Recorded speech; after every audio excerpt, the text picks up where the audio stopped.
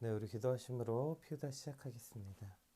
하나님, 또 이렇게 한 주를 시작하게 하시고 또 주일을 잘 보내고 월요일에 시작하는 이날 주의 말씀을 묵상하게 하시니 감사합니다.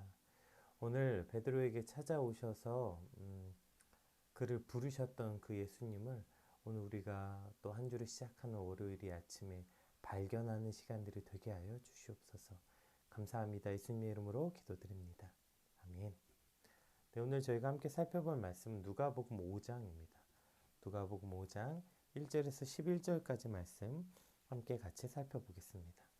무리가 몰려와서 하나님의 말씀을 들을새 예수는 게레사넷 호수에 서서 호숫가에 배 두 척이 있는 것을 보시니 어부들은 배에서 나와서 그물을 씻는지라. 예수께서 한 배에 오르시니 그 배는 시몬의 배라. 육지에서 조금 떼기를 청하시고 앉으사 배에서 무리를 가르치시더니 말씀을 마치시고 시몬에게 이르시되 깊은 데로 가서 그물을 내려 고기를 잡으라.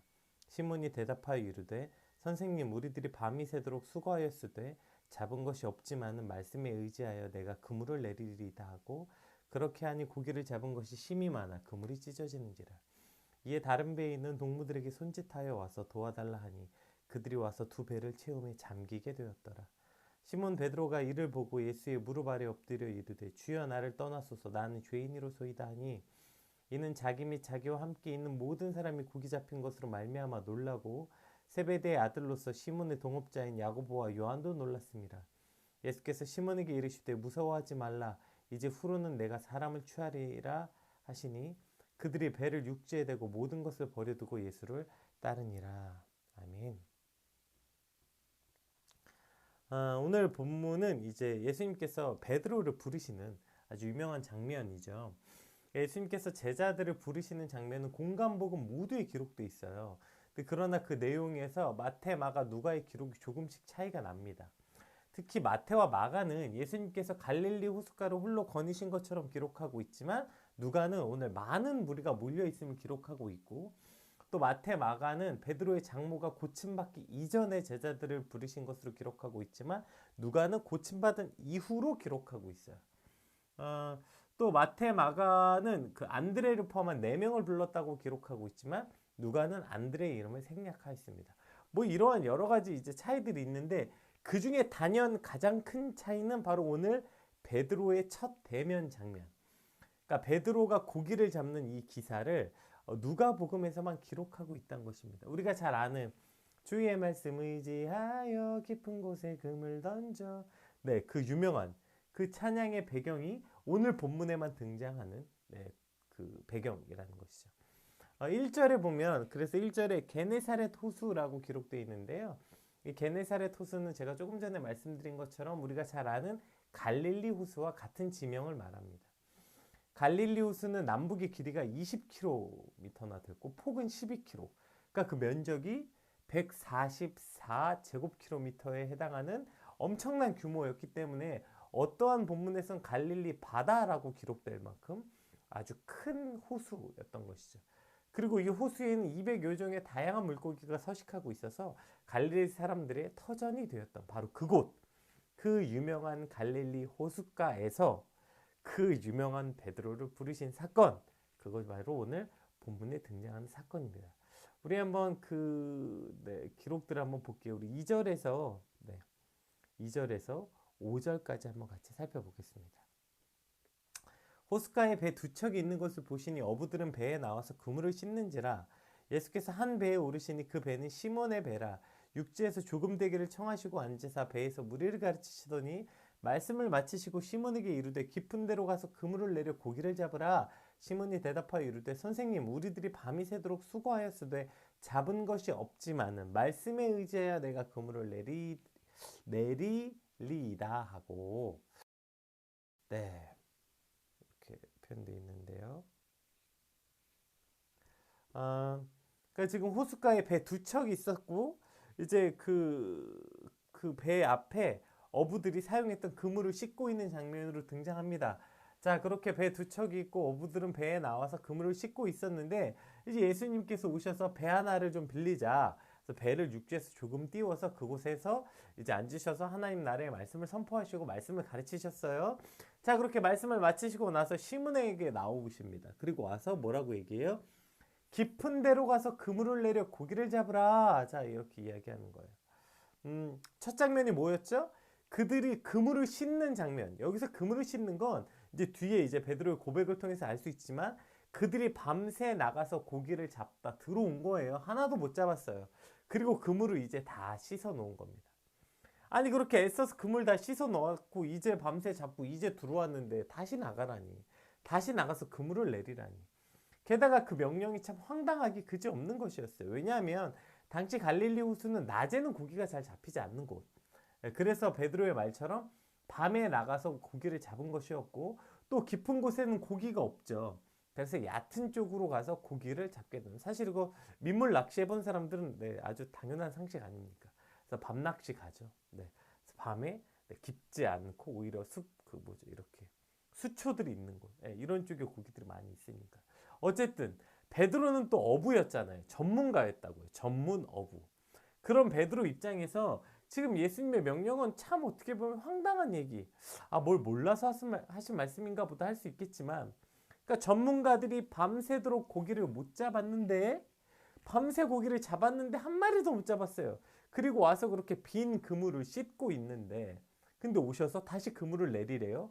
게다가 그 방법이 말도 안 되는 방법이라는 거예요. 그물도 다 씻었잖아. 우리가 너무 잘 알잖아요. 밤새 고생하고 와서 한 마리도 못 잡고 그물 씻고 있는데 와서 그물을 다시 내리라고 할 때 그 어떤 드는 감정들이 어떤 것인지 우리가 충분히 상상해 볼 수 있지 않습니까? 예수님께서 이 말씀을 하자 베드로가 그래서 말하죠. 비록 내가 밤이 맞도록 수고했고 했지만 못 잡았습니다. 그러나 그 다음 말이 뭐예요? 내 생각과 내 상식과 내 경험과 맞지 않더라도 주의 말씀에 의지하여 그물을 내리겠습니다. 이것이 오늘 베드로의 고백이죠. 여기서 근데 아주 중요한 게 그러면 여기서 베드로가 주의 말씀을 의지하여 그물을 내리겠습니다 라는 주의 말씀이 뭡니까? 그 주의 말씀이라는 게 그물을 내려라 라는 그 말씀입니까? 그 말씀도 물론 포함이겠죠. 근데 생각해보세요. 갑자기 누군지도 알지 못한 사람이 등장해서 훈수 드시지. 저 가서 그물 깊은데 내려. 그래서 지금 베드로가 내린 거 아니잖아요. 그 전에 뭐가 있었어요? 예수님께서 배에 오르셔서 말씀을 가르치셨다고요. 누구 배에? 베드로의 배에. 그러니까 베드로는 그곳에서 예수님의 말씀을 들었어요. 선포된 말씀, 가르치는 말씀을 들었다고요.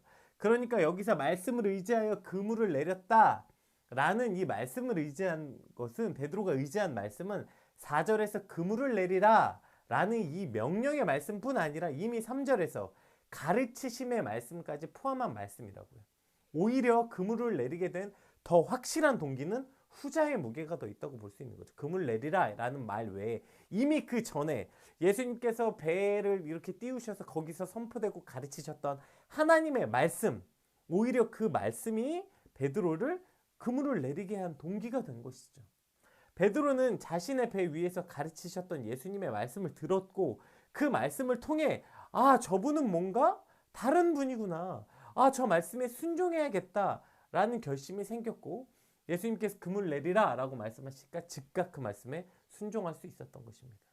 근데 우리는 이 말씀을 갑자기 등장하신 예수님께서 베드로에게 깊은 곳으로 가서 그물 던져라 그랬더니 그 말씀에 순종하여 그물을 던졌다고 생각할 때가 많아요. 그러나 베드로가 순종할 수 있었던 것은 이미 그 이전에 예수님의 가르침의 말씀을 들었다는 것입니다. 그리고 그 가르침의 말씀이 베드로 안에 어떠한 작동을 한 것이죠. 어떠한 작용을 한 것이죠. 그래서 예수님이 명령, 깊은 곳에 가서 그물 던지라 라고 말했을 때 베드로가 그 말씀에 순종해서 나갈 수 있게 된 것이라는 것입니다. 우리가 주일에 교회 가서 설교를 듣고 또 오늘 이 아침에 나와서 이렇게 함께 말씀을 묵상하는 이유도 마찬가지 아니에요? 여러분 설교는요 무슨 강연 시간이 아니에요. 무슨 여러분에게 피와 살이 되는 어떠한 지식과 깨달음을 주는 그런 강연 시간이 아닙니다. 여러분의 카타르시스를 해소하고 뭔가 감동이 있고 감격이 있는 물론 그 하나님의 말씀이니까 다 있습니다. 가르침도 있고 감독도 있고 감격도 있고 다 있지만 그러나 설교는 그러한 그것을 주 목적으로 주는 시간이 아니에요. 오히려 이 시간은 하나님의 말씀이 선포되는 시간인데 그 말씀이 뭐예요? 곧 육신이 되어 오신 예수 그리스도죠. 그러니까 말씀을 묵상하던 설교를 듣던 심지어 저는 설교를 하고 있으니까 설교를 하든 이 모든 시간은 선포된 하나님의 말씀, 말씀이 육신이 되신 예수 그리스도 그분과 바로 연합되는 시간이라는 거예요. 그래서 그 말씀 속에 그리스도를 발견하고 그분과 연합되면 내 안에 어떠한 작용이 일어나는 것이죠. 이해되세요? 그러니까 어떠한 깨달음이 아닌 그 말씀이 내 안에 들어오고 그 말씀이 들어오면 내가 이해할 수 없는 일을 행하게 된다는 거예요. 그 말씀이 내 생각과 내 뜻과 다를지라도, 그 말씀이 세상의 방식과 세상의 상식과 맞지 않더라도, 오늘 베드로처럼 그 하나님의 말씀이 내게 딱 들어오고 선포가 되면 어떠한 작동을 일으켜서 그 말씀이 내 생각과 다르고 내 뜻과 다르고 세상의 방식과 상식과 다 맞지 않아도 그 말씀을 의지해서 해보겠습니다 하는 삶을 살게 된다는 것이죠. 즉 말씀은 리슨이 아니라 말씀은 두잉이 되는 거예요. 말씀은 귀로 듣는 게 아니라 말씀은 해보는 것으로 듣는 거예요. 이해되세요? 말씀은 귀로 듣는 게 아니라 삶에서 해보는 삶, 말씀대로 해보겠다. 이것이 바로 말씀을 듣는 목적이고 말씀을 그렇게 듣게 되는 거예요. 말씀은 귀가 아니라 오히려 몸과 마음으로 듣는 것. 이것이 오히려 말씀을 듣는 것이죠. 그 말씀을 듣고 내 생각, 내 상식과 다 다를지라도 그 쓸데없어 보이고 보나마나 안 될 것 같고 이미 해봤는데 안 된 거고 뭐 어쩌고 저쩌고 그러건 간에 그냥 말씀대로 해보는 거예요. 하나님의 말씀대로 해보는 삶, 하나님의 말씀을 들었고 그 말씀이 내 속에 어떠한 작용을 일으켜서 그 말씀대로 해보는 삶, 이것이 바로 우리가 말씀을 듣는 이유가 돼야 된다는 것이죠. 이제 특별히 월요일이 시작됩니다. 우리가 주일은 꿈꾸는 것 같고 월요일은 꿈을 깨서 현실로 복귀하는 시간이라고 착각할 때가 참 많은 것 같아요. 주일은 마치 꿈꾸는 시간, 교회에서 있었던 시간들을 마치 꿈과 환상 같고 월요일이 되니까 자꾸 정신 차리고 다시 현실로 돌아오는, 여러분 이러한 시간이 아니라 월요일은요 주일에 들은 말씀이 오늘 우리 삶에 실현되는 것. 주의 말씀을 들었는데 이게 될지 안 될지 모르겠고 옛날에도 해봤는데 잘 안 됐고 어쨌건 간에 지금 베드로가 얘기하잖아요. 밤새 해봤고 안 됐는데 그럼에도 불구하고 주의 말씀을 의지하여 내가 그물을 내리겠습니다. 그러니까 내가 주일에 들은 말씀 그리고 오늘 아침에 듣는 말씀을 듣고 그 말씀대로 살아보는 월요일, 그것이 오늘 저와 여러분의 월요일이 되시길 주님으로 축복합니다. 주일은 꿈을 꾸고 월요일은 꿈을 깨는 시간이 아니라 주일에 들은 말씀이 월요일에 해보는 삶, 월요일에 일어나는 삶, 주의 말씀을 의지하여 그대로 행해보는 월요일, 그것이 오늘 저와 여러분의 삶이 되시길 주님의 이름으로 축복합니다. 우리 6절에서 11절까지 말씀 한번 같이 살펴보겠습니다.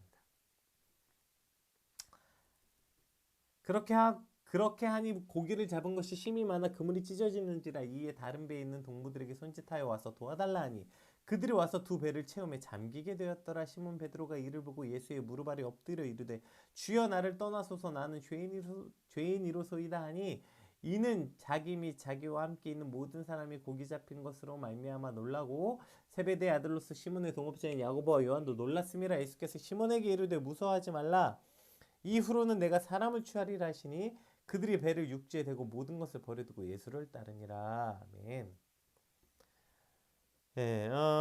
자 이제 예수님 말씀을 의지해서 내렸더니 어떻게 됐어요? 물고기가 너무 잡혀서 그물이 찢어지는 거예요. 그래서 막 다른 배를 불러서 같이 실었는데 두 배가 잠기게 될 만큼 고기를 많이 잡은 겁니다. 여러분 대박 아닙니까? 이거 대박 난 거잖아요. 밤새도록 수고했는데도 빈 그물로 왔고 그거 빈 그물 씻고 있었는데 얼마나 처량했겠어요. 생각해보세요.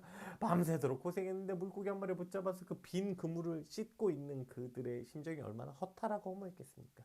그런데 예수님 말씀 의지해서 지금 그물을 내렸더니 두 배가 가득 차서 잠기게 된 거예요. 와 얼마나 신납니까? 얼마나 대박입니까? 야 이거 봐봐 진짜 대박났어. 신나고 기쁘고 감사해야 되는 것, 이것이 당연한 반응 아닙니까? 그런데 베드로의 반응은 뭐예요?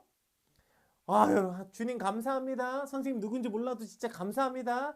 대박 났습니다. 우리 기쁨도 감사함도 아닌 뭐였어요? 예수의 무릎 아래 엎드려 주여 나를 떠나소서 나는 죄인이로소이다.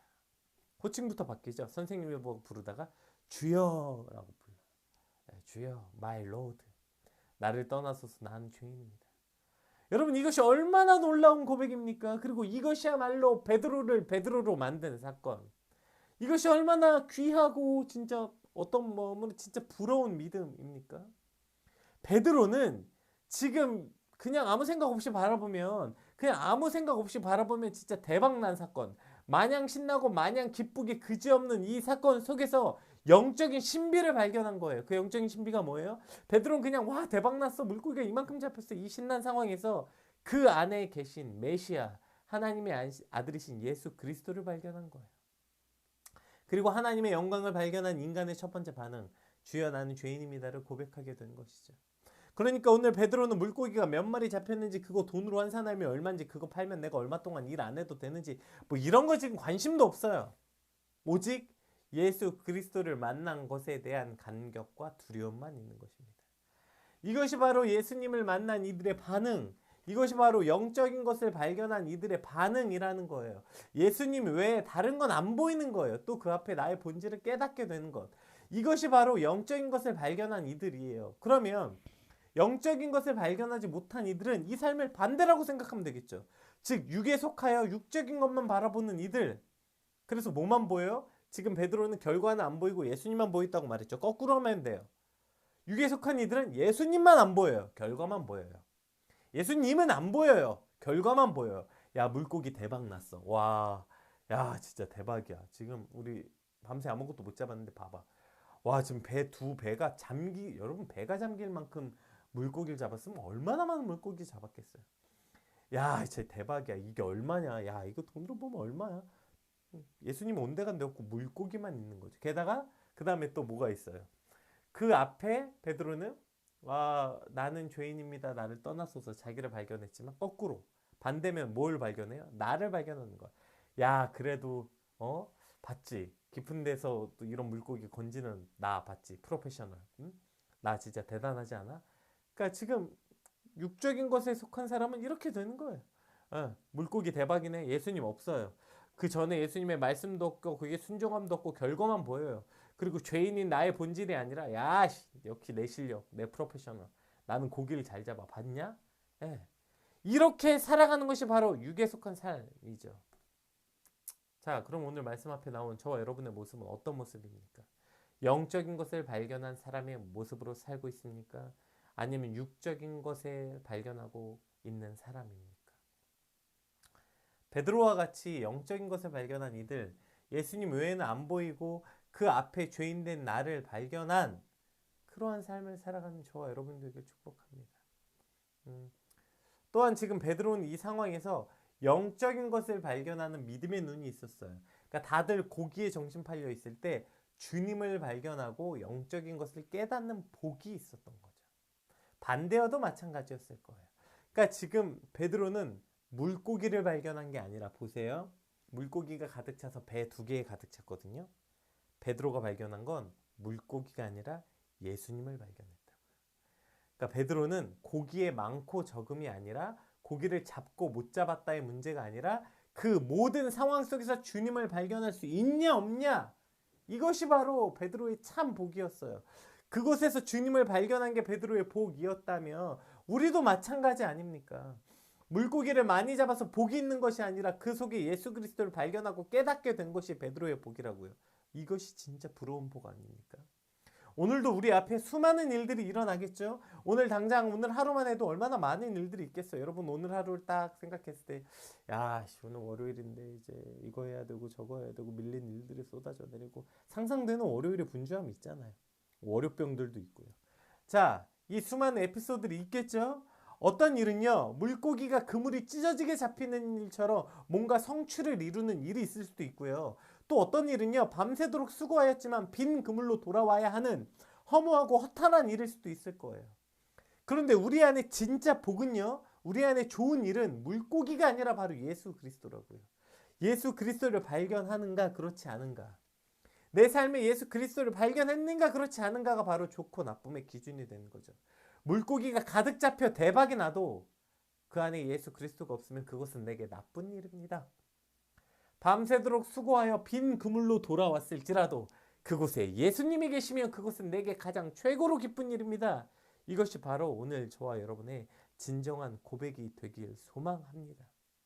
이것이 우리의 참된 고백이 되길 소망해요. 그 모든 것을 통하여서 결과가 아니라 예수님을 발견하는 삶, 그로 인해 기뻐하는 삶, 이것이 저와 여러분이 삶이 되시길 주님으로 축복합니다. 우리 11절 한 번만 더 읽어봅시다. 자, 그렇게 예수님을 발견한 사람들은 어떻게 됩니까? 그들이 배들을 육지에 대고 모든 것을 버려두고 예수를 따르니라. 아멘. 그렇게 영적인 것을 발견하고 예수님을 발견한 이들은 육에 속한 것, 배에 가득 찬 물고기 다 버리는 거예요. 배도 버리는 거예요, 심지어.